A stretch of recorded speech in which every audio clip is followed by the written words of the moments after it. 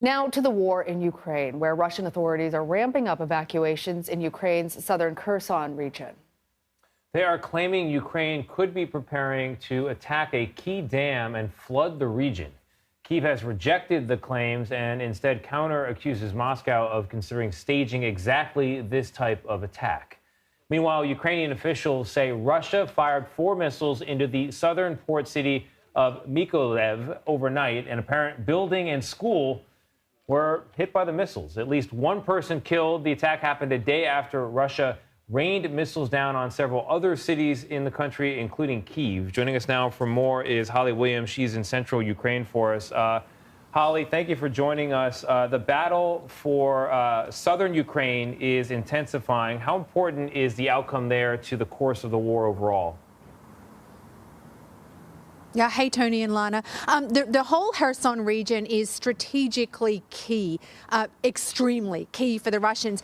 It connects Crimea, which they illegally annexed back in 2014, with parts of eastern Ukraine that are currently also under Russian control. So it would be a devastating loss for the Russians. But also, it would be yet another indication that Russia's invasion of Ukraine appears to be flailing. I mean, make no mistake, the Russians have done enormous damage.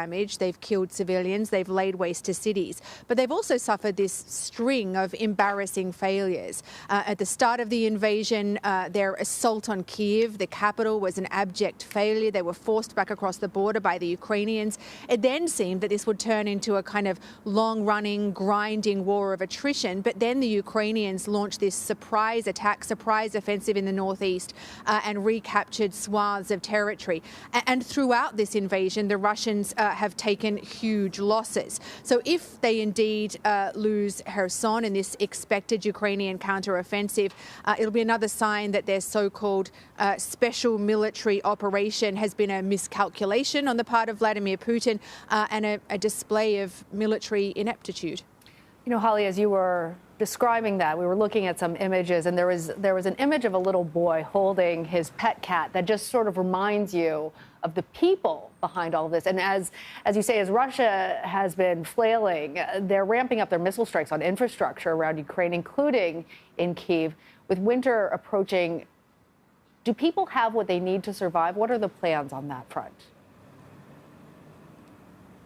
You know, it's interesting. I mean, the Ukrainians seem to be doing a surprisingly good job with this, of coping with this assault on their infrastructure, on their, energy and water supplies. Yesterday, officials in Kyiv, the capital, said that 80% of the city was without water, but they set up these kind of communal places, these spigots where people could still access clean water. And today, a day later, they say that the entire city now has its water supply restored. There have been blackouts across the country, but most of them have been only for a few hours at a time. We spoke with the mayor of Kyiv, Vitaly Klitschko, a few days ago, and we asked him, what was the worst case scenario for the winter? Because it's a very harsh winter here. We wanted to know what was the planning for the worst case scenario, if people's homes are without heating or without electricity. Now, he wouldn't be drawn on what the worst case scenario was, but he said that they were planning things like, once again, communal places where people could be warm if their homes were no longer habitable. The other thing to point out is that Ukrainian air defenses seem to be doing an extremely effective job. The Ukrainians claim that they are managing to shoot down 85% of the weaponized drones that the Russians are sending their way. And there's more help on the way in the shape of more air defense systems from some of Ukraine's friends. Hey, Holly, I've got a final question here about grain exports from Ukraine. And I'm not sure I understand exactly what's going on, but there are reports, according to the BBC, of vessels with grain leaving Ukrainian ports as of today with the backing of Turkey and the United Nations. Is there movement to reestablish, or does this reflect a reestablishment of a Black Sea grain export deal with Russia? Yeah, Tony, look, it's a complicated situation.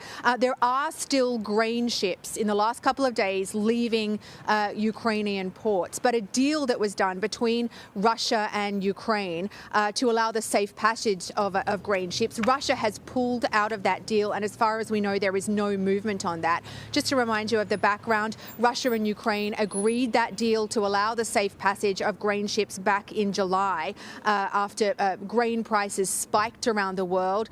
as a result of the war, bringing more hunger to some of the world's poorest countries. But Russia claims that on Saturday, a swarm of Ukrainian drones attacked its Black Sea fleet, and it says it can no longer guarantee the safety of civilian ships. However, the United Nations says that there were no grain ships in the corridor through the Black Sea that was agreed under the deal at the time of the attack, completely kind of undermining Russia's argument there.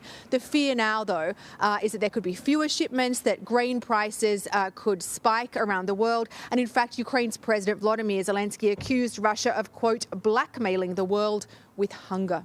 All right, Holly, thank you for staying on top of all of it.